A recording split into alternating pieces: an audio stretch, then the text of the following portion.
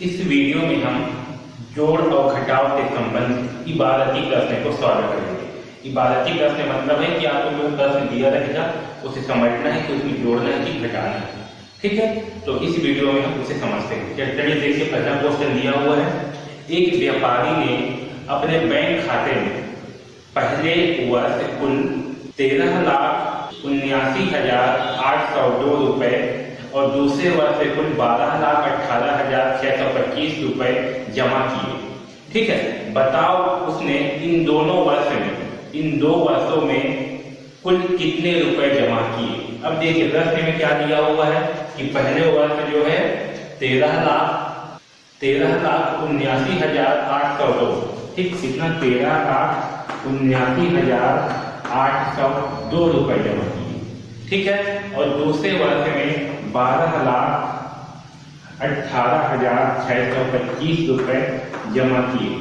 ठीक है, अब क्या बोल रहा है क्वेश्चन में बोल रहा है कि बताओ इन दोनों वर्षों में कुल कितने रुपए जमा किए। क्या बोल रहा है, कुल कितने रुपए जमा किए इन दोनों वर्षों में।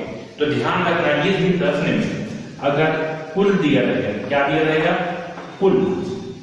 किसी भी प्रश्न में अगर कुल कितने रुपए जमा किए या फिर कुल कितने हुए, कुल कितना होगा, अगर इस टाइप का दिया रहेगा, ठीक है, जिसमें कुल को उपयोग हुआ रहेगा, या फिर योगफल याद करो, क्या दिया है, योगफल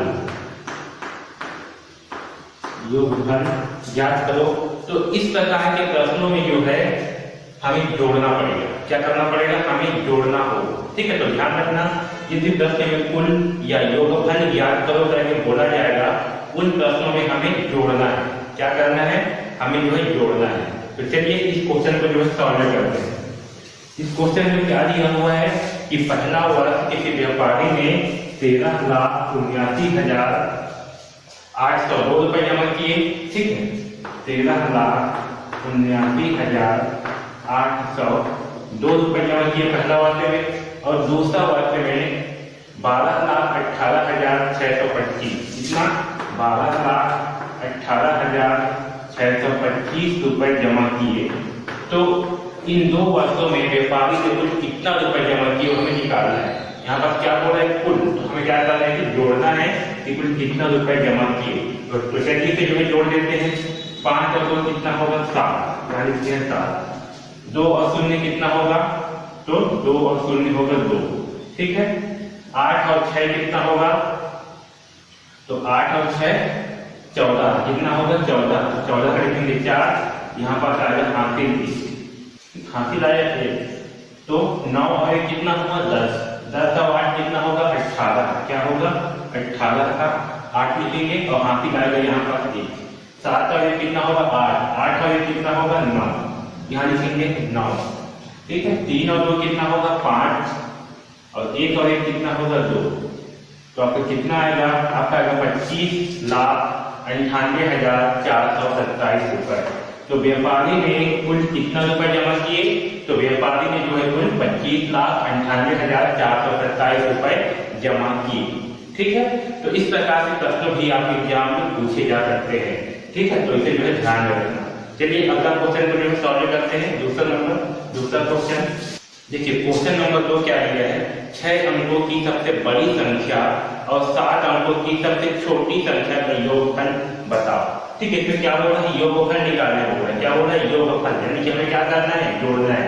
पिछले वीडियो में मैं आपको बताया था कि अगर कुल याद करने बोलेंगे या फिर योगफल याद करने बोलेंगे तो हमें क्या करना है, हमें तब जोड़ना है। ठीक है, तो देखिए क्वेश्चन में क्या है, 6 अंकों की बड़ी संख्या। क्या बोल रहा है, 6 अंकों की बड़ी संख्या। ठीक, क्वेश्चन में बोल रहा है 6 अंकों की बड़ी संख्या।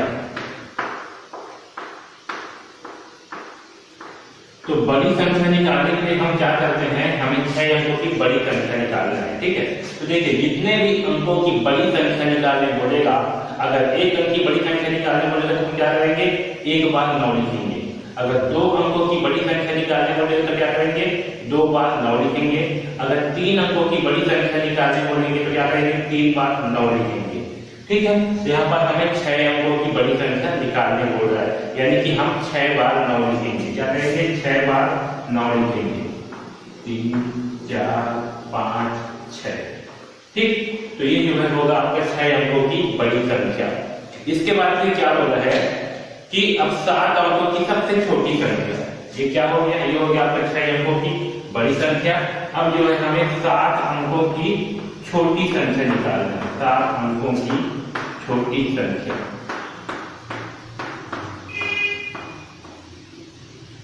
ठीक है, तो ध्यान दीजिए जब हम छोटी अंक निकालते हैं किसी भी संख्या का, ठीक है, जैसे कि अगर 7 अंक का छोटी संख्या निकालने बोलेगा, ठीक, देखिए सबसे पहले एक अंक की छोटी संख्या क्या है समझते हैं।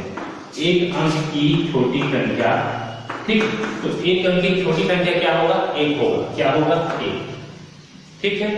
अब जब 2 अंक की छोटी संख्या निकालने बोलेंगे, कितने अंक की, 2 अंक की छोटी संख्या, तब क्या करेंगे, सबसे पहले 1 लिखेंगे, क्या लिखेंगे 1, कितने अंक की बोला है, 2 अंक की, तो 2 से 1 कम कितना होता है 1, उतना बार हमें लगाना है 0 इस 1 के साथ, ठीक है।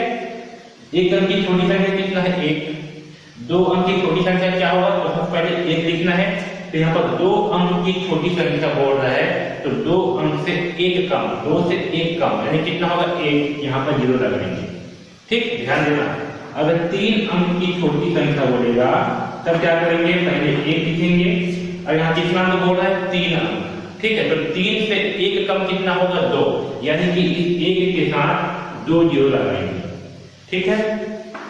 अब देखो अगर 4 अंक की छोटी संख्या बोलेगा, कितने अंक की 4, तो क्या करेंगे, सबसे पहले 1 लिखेंगे, फिर कितने अंक बोला है 4, तो 4 से 1 कम कितना होगा 3, यानी कि 1 के साथ 3 0 लगाएंगे, ठीक है। इसी प्रकार आप यहाँ देखें 7 अंक की छोटी संख्या, कितने अंक की बोला है 7, तो सबसे पहले क्या करेंगे 1 लिखेंगे, 1 लिखने के बाद 7 से 1 कम कितना होगा 6, यानी कि इस 1 के साथ 6 0 लगाएंगे, ठीक, तो ये हो जाएगा आपका 1 अंक है, ये हो जाएगा आपका 7 अंक की छोटी संख्या, क्या होगा, ये होगा 7 अंक की छोटी संख्या, ठीक है। तो हमारे पास ये जो है 6 अंक की बड़ी से बड़ी संख्या और ये जो है 7 अंक की छोटी संख्या है, इसका हमें योगफल ज्ञात करना है। योगफल मतलब इसे जोड़ना है, ठीक है। तो चलिए इसका योगफल जो है ज्ञात करते हैं।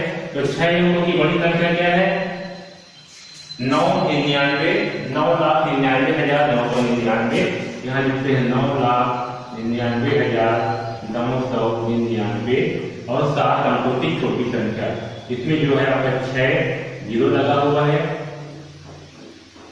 और 1 है, इसे जो है आपस में जोड़ देते हैं, ठीक है।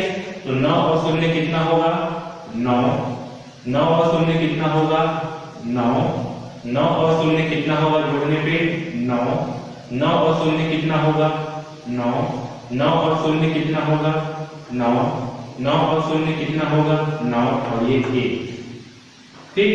तो कितना आएगा आपका, फिर जोड़ने पर आएगा 19 लाख, ये 21 ढाई सैकड़ा हजार 10,000 लाख 10 लाख, कितना हो जाएगा, ये होगा 19,99,999, ठीक है, कितना होगा 19,99,999, ठीक है। तो इस प्रकार जो है हम इसे जोड़ेंगे, ठीक है।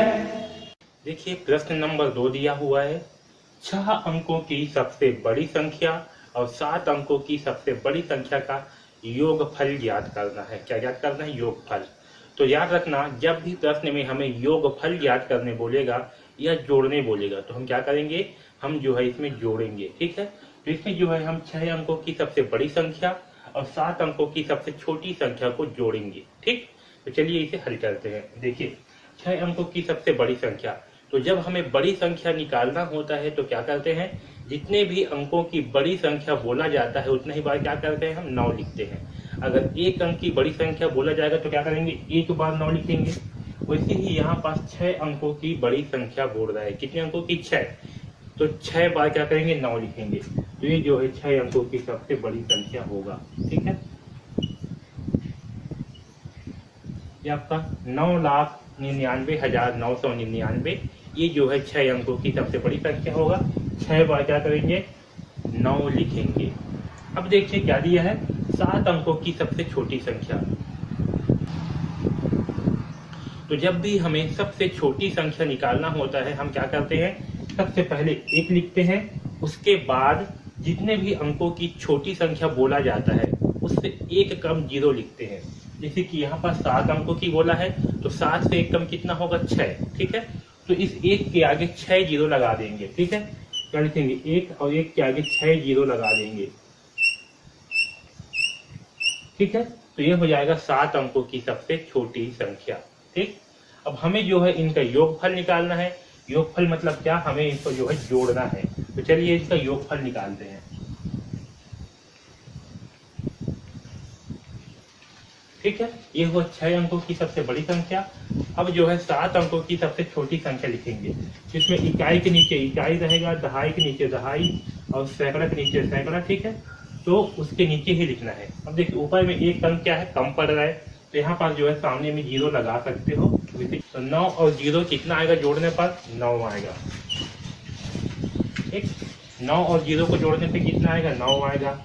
9 और जीरो को जोड़ने पर 9 आएगा। 9 और जीरो जोड़ने पर 9, 9 और जीरो 9, 9 और जीरो 9, 1 और जीरो, सॉरी 0 और 1 1, ठीक। तो आपका आंसर आएगा 19,99,999।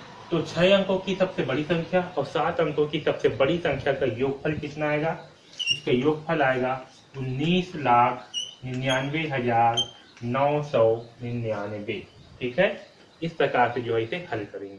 देखिए अब क्वेश्चन नंबर 3 दिया हुआ है, एक शहर की जनसंख्या कितना है, 6,52,561, ठीक है। क्या बोला है कि एक शहर है उसकी जनसंख्या है 6,52,561 तथा दूसरे शहर की जनसंख्या है 7,11,332।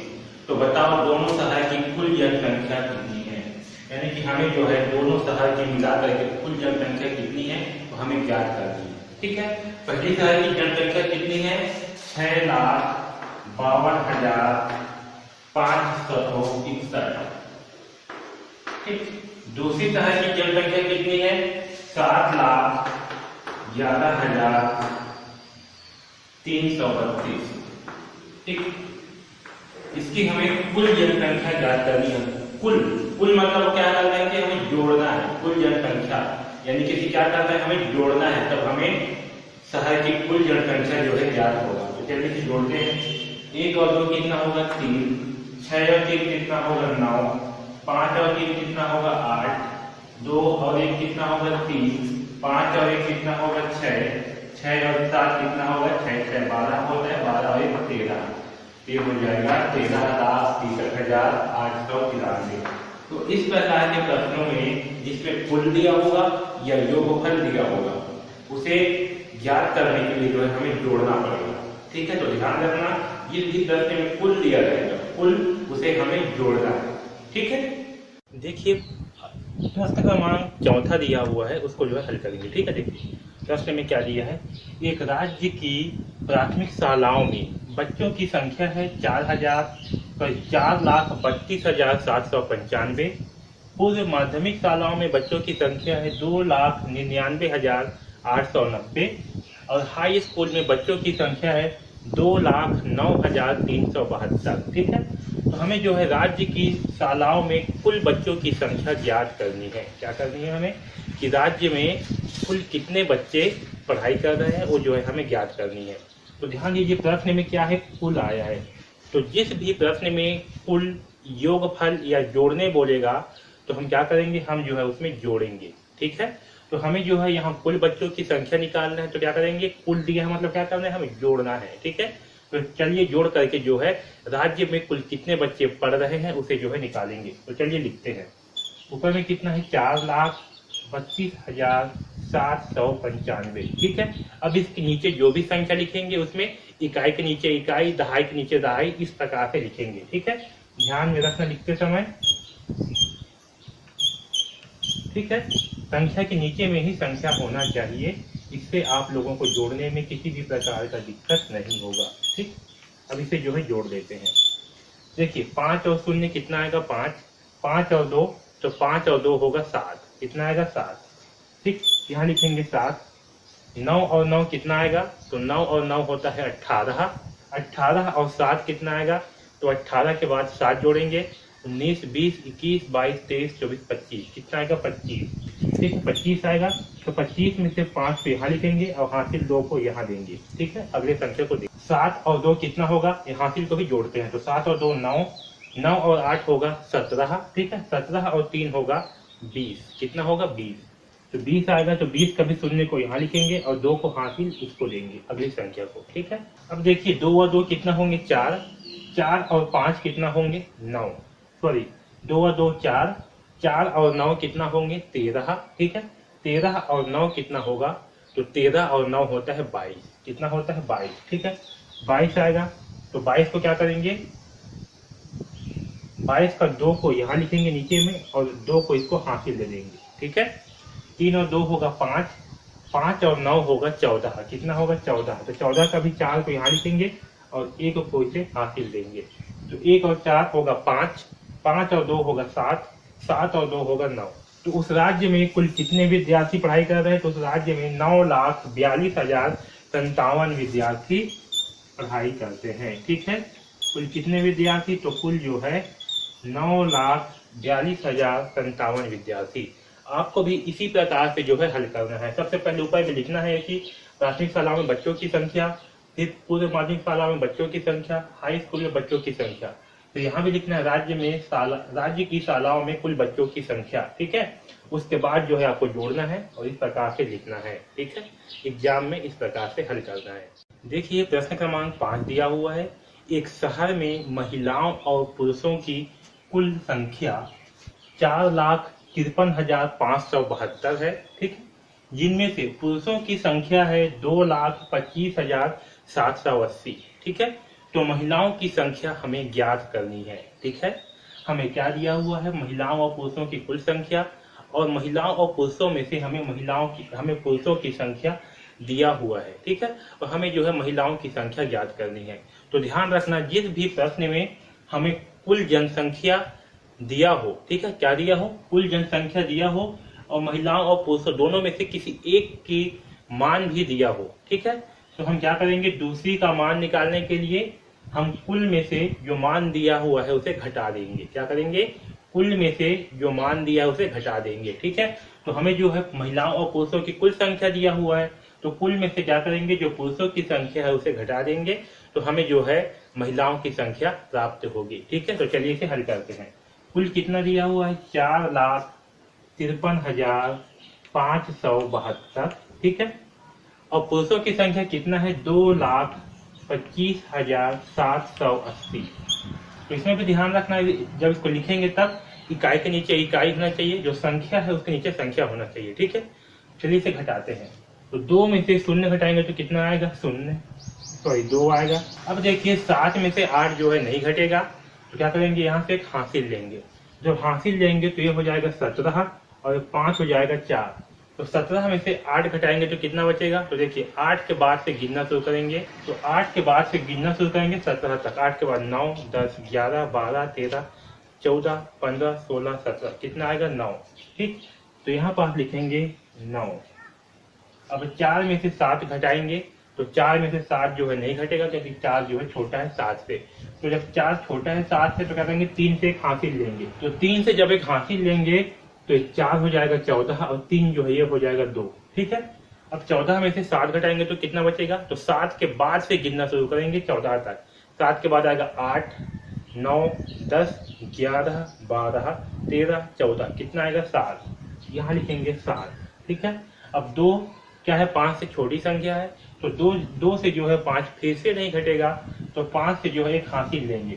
तो एक हासिल लेंगे तो हो जाएगा 12 और 5 हो जाएगा। तो 12 में से 5 घटाएंगे तो कितना बचेगा, तो 5 के बाद से गिनना शुरू करेंगे, 6, 7, 8, 9, 10, 11, 12, कितना आएगा 7। ठीक है, अब 4 में से 2 घटाएंगे तो कितना बचेगा, 2। यहाँ भी 4 में से 2 घटाएंगे तो 2 बचेगा।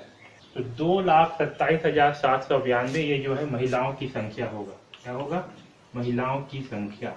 तो शहर में महिलाओं की संख्या कितना होगा, 2,27,792। तो याद रखना, जब भी हमें कुल संख्या दिया हुआ हो और उसमें से किसी एक का मान दिया हो और जब दूसरे का मान निकालना हो, तो क्या करेंगे, कुल में से जिसका मान दिया है उसे घटा देंगे, तो हमें जो है दूसरे का मान आ जाएगा। ठीक है, जैसे कि कुल जनसंख्या में से पुरुषों की संख्या को घटा दिए। जैसे कि कुल जनसंख्या में से क्या किए, पुरुषों की संख्या को घटा दिए, तो हमें जो है महिलाओं की संख्या प्राप्त हो गई। ठीक है, तो इस प्रकार से इसे हल करेंगे। अब तक हमने किन संख्याओं को जोड़ना है उसे समझा। ठीक है, कि किस संख्याओं में कुल दिया रहेगा या तो फिर योगफल ज्ञात करने बोलेगा, उसे क्या करना है, हमें जोड़ना है।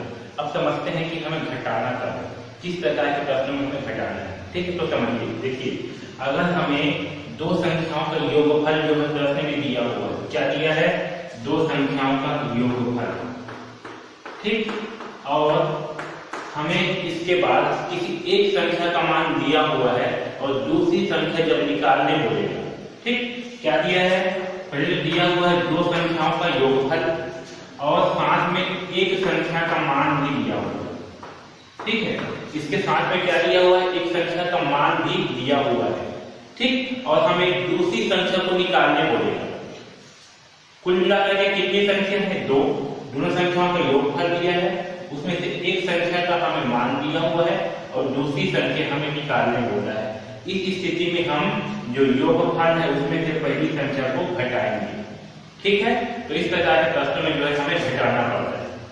ठीक, तो चलिए, या तो फिर आपको प्रश्न में दिया रहेगा कि किसी दो संख्याएं दी हुई है, दो संख्या जो है दिया रहेगा और उसका अंतर ज्ञात करने बोलेगा। ठीक है, तब हम जो है उस प्रश्न में घटाएंगे। तो चलिए एक प्रश्न जो है सॉल्व करते हैं इससे संबंधित।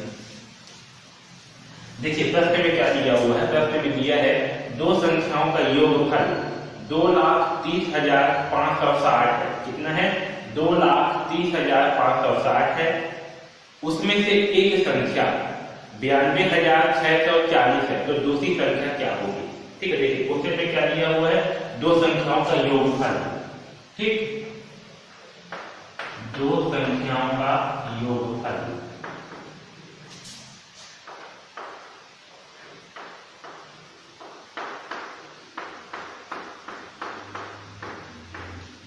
ठीक है, क्या दिया है हमें, दो संख्याओं का योगफल दिया है 2,30,560। ठीक, कितना दिया है, 2,30,560।